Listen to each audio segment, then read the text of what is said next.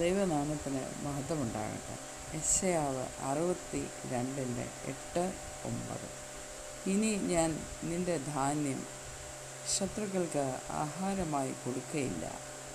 നീ അധ്വാനിച്ചുണ്ടാക്കിയ വീഞ്ഞ് അന്യജാതിക്കാർ കുടിച്ചു കളയുകയുമില്ല എന്ന് യഹോവ തൻ്റെ വലങ്കൈയും തൻ്റെ ബലമുള്ള ഭുജവും തൊട്ട് സത്യം ചെയ്തിരിക്കുന്നു.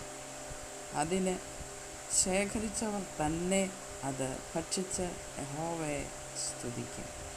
അതിനെ സംഭരിച്ചവർ തന്നെ എൻ്റെ വിശുദ്ധ പ്രാകാരങ്ങളിൽ വെച്ച് അത് പാനം ചെയ്യും.